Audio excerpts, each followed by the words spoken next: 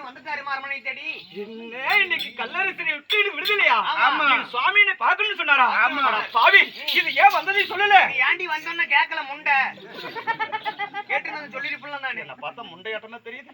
பிரச்சனை இல்லாம இருக்கிற நீ ஏன் வந்துட்டாருமா? அப்படியா? போய் சாமி பண்ணுவோம்.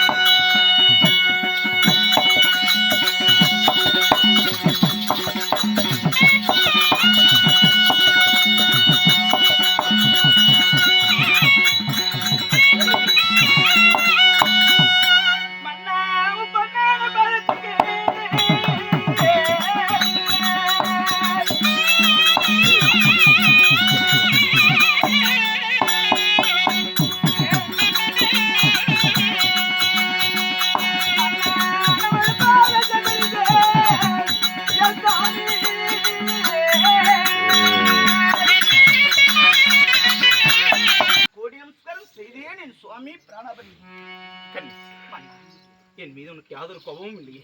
எந்த கோபமும் இல்லை சுவாமி.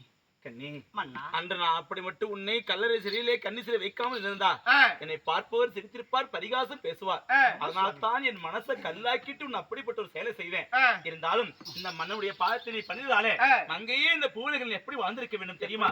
இந்த கடல் சுந்தர நெடிய பூவுலகில் மஞ்சள் குங்குமத்தோடு மன்னனுடைய ஆசையோடு என்றுமே சுபமாங்கல்யத்தோடு சுகமாய் வாழ்ந்திருப்பாய். கண்ணே வாழ்ந்திருப்பாய். வாழ்ந்திருப்பாய்ன்னு சொன்னால் இந்த புகழைகள் கோடான கோடி காலம் சுகமாக வாழ்ந்திருப்பேன் மன்னா. சுந்தரி, உங்களிடம் ஒரு வார்த்தை கேட்கலாமா? நெடி காணாத கணவனை கண்டது போல இப்ப என்னையே வரைக்க வரைக்கும் இப்படி பாத்துக்கிட்டே இருக்கிறீங்க. இவ்வளவு நாள் கழிச்சு வந்திருக்கிற பார்க்காம என்ன பண்ணுவா? பார்த்துட்டு இருக்கிறான்னு நினைச்சு சந்தோஷம் மட்டும் படு. சுவாமி என்னை பார்ப்பதற்கு உனக்கு அவ்வளவு ஒரு ஆசை. சரி சரி, என்ன கேட்கிறேன்? ஒரு வார்த்தை. என்ன வார்த்தை?